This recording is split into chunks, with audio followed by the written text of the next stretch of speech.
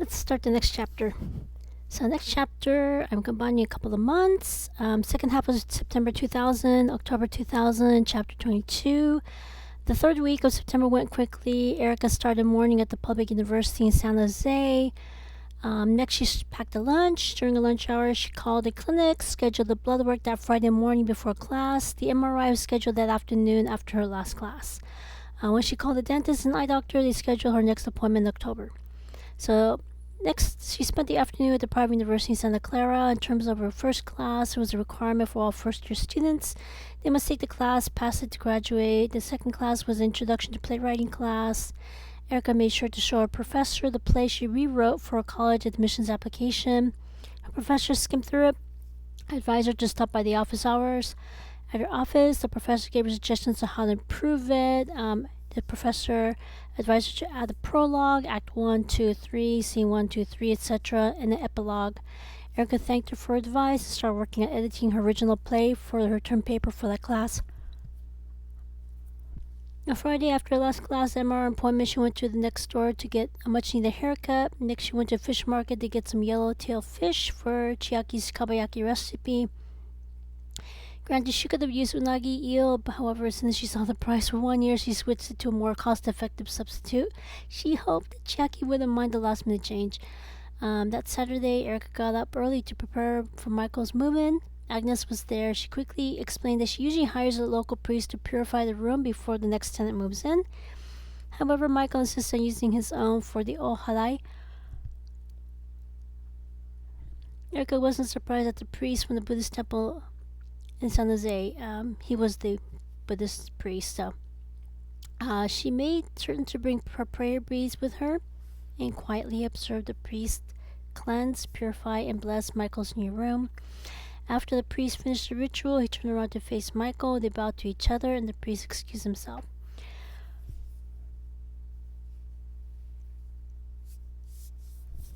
Next, Michael proceeded to move his stuff from his car to his new apartment. At this time, Alex and Chiaki arrived, so Erica went to the property management office. After she gave them a visitor agreement form, they skimmed over the rights and responsibilities. When they're ready to sign, Erica knocked on the manager's door. The manager opened the door. When them signed the form, then he signed the form.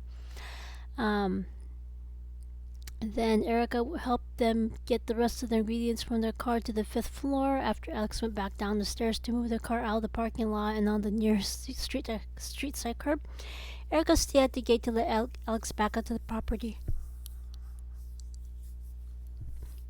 While Chiaki started cooking the brown rice in her rice cooker, Erica went back downstairs to help Michael move in. She was happy that they had the same taste in music: Judy Garland, Liza Minnelli, Dolly Parton, Freddie Mercury, Boy George, Shania Twain, just to name a few. When she saw the cardboard box, she looked at Michael. He nodded. She opened it and took out a life-size poster of Xena, Warrior Princess. She squealed with delight. At the time he proposed watching the latest episode in the living room, she nodded.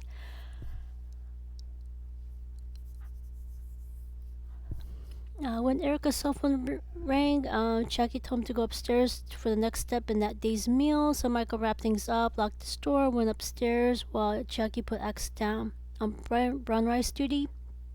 Jackie taught Michael how to make catfish kabayaki, and Jackie put Erica on salad duty. Erica started by gathering the ingredients: wakame, cucumber, tomatoes, sesame seeds, homemade miso dressing. After she put some dry wakame in a bowl full of water, she proceeded to cut the vegetables. By the time the rice was cooked, catfish was sauteed in the frying pan. Erica put the finishing touches on the salad. At this time, one of her neighbors, Devin, walked into the kitchen. She immediately apologized and was about to leave. However, Chiaki stopped her and offered to share the meal. Devin was thrilled. Helps at the table. Devin cut to the chase. Devin told Chiaki that she is an inspiration to a lot of people who don't have a voice.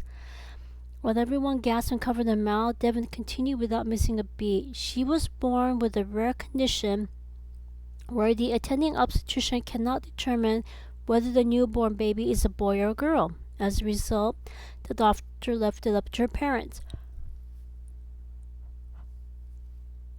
So her parents decided, tentatively, raise their baby as a girl. They also decided against any type of surgery unless it is absolutely medically necessary. At that time, they decided to tell her when she's supposed to hit puberty. They did so because she realized by that time that she's different.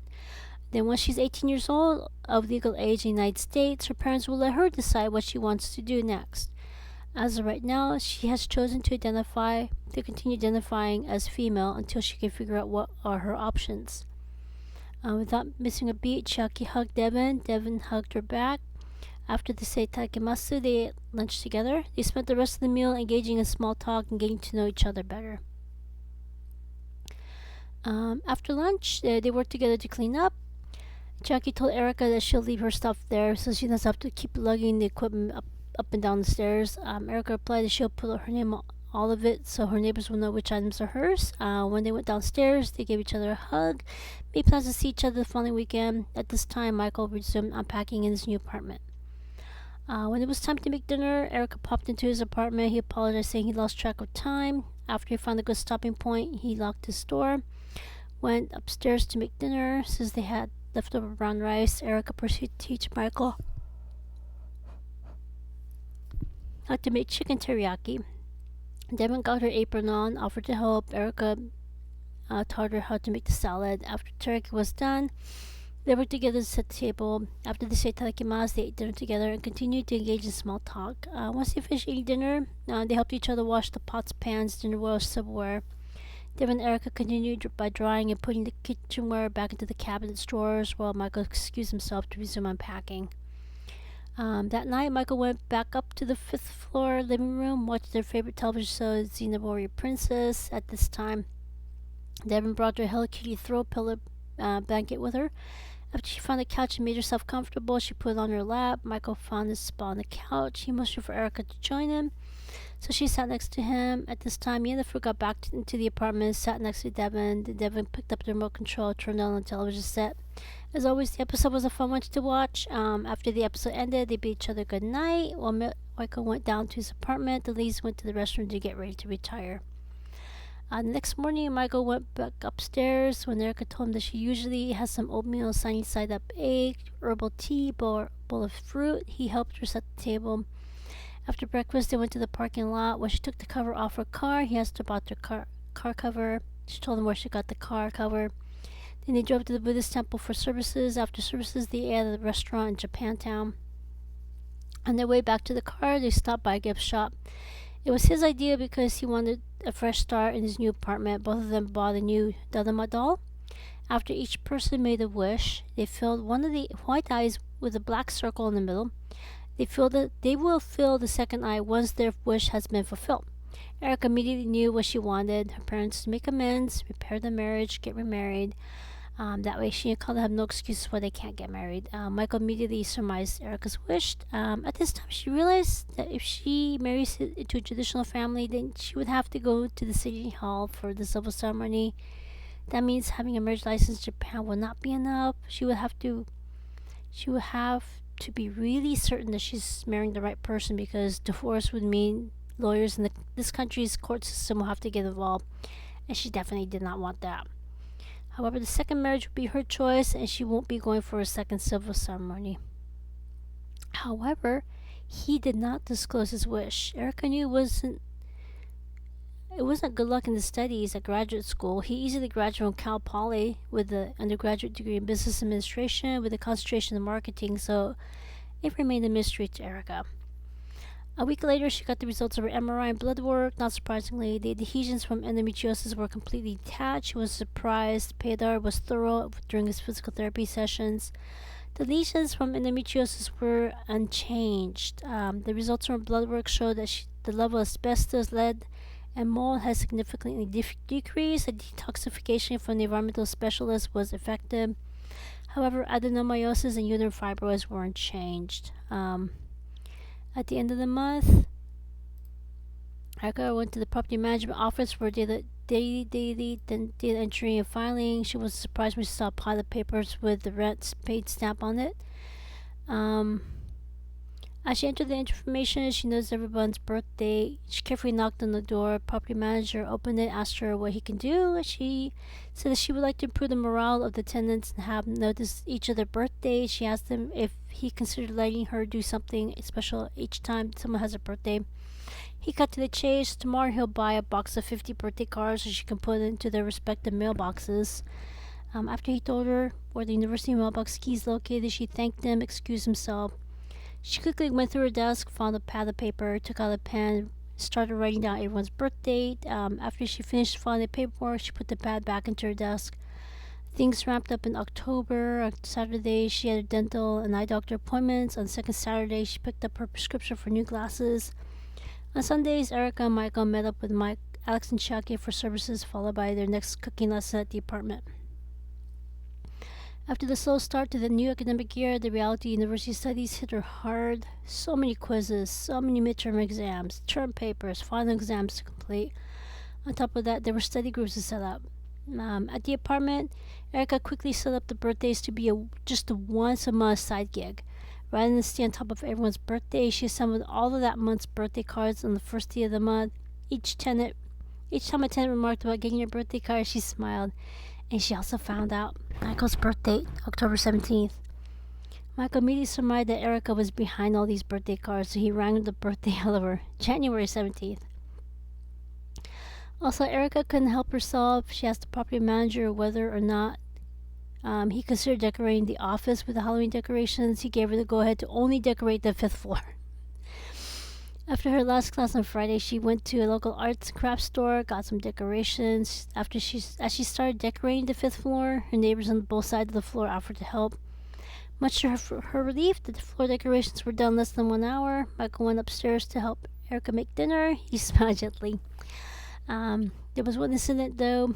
While they were making dinner, he excused himself. All of a sudden, Erica heard a familiar schoolgirl scream.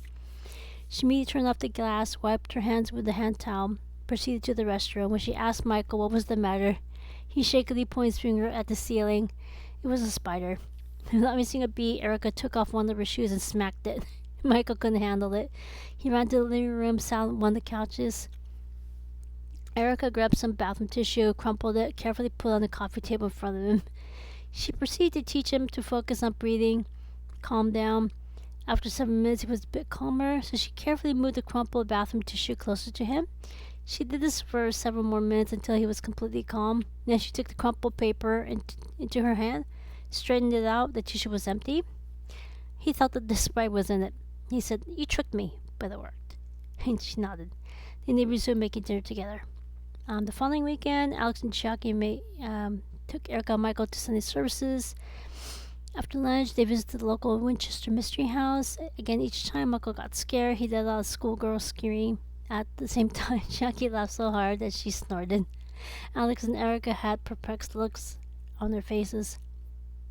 The Saturday before Halloween, Devin, Erica, Michael, Yennefer, and the crew from the 5th floor watched the latest episode of the Xena Warrior Princess. After the episode showed the closing credits, Devin suggested watching her favorite movie, The Crying Game.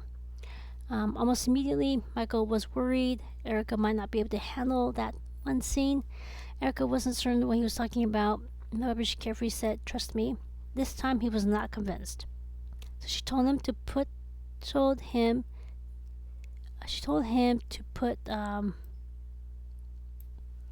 his hand on her hand. When they get to that scene, he says, "Squeeze her hand." She'll close her eyes through the scene. After the scene ends, he could release the squeeze.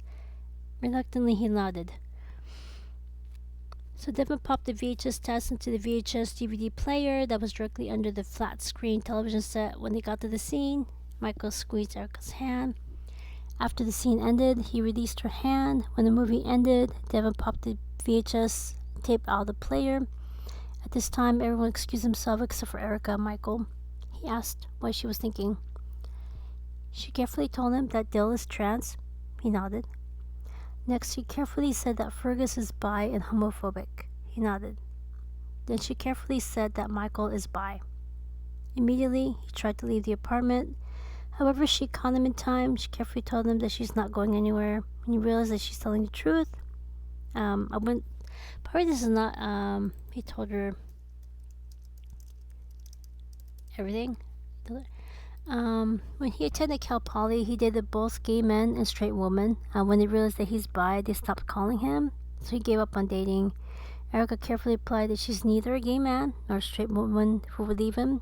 When she saw his reaction, She realized that he had this aha moment. He reassured her that he won't escape, but he needs to sleep on this newfound information.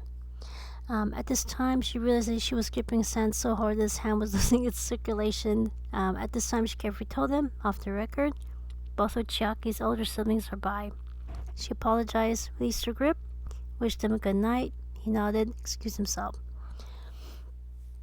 As she washed up and got ready to retire, she somehow realized that this was not the only thing about him that she needed to know. There was something else. After she looked at her down doll, she turned off her ceiling light and retired. So, as with everything, questions, comments, constructive criticisms, asking for clarification, let me know, and I shall see you next time. Take care.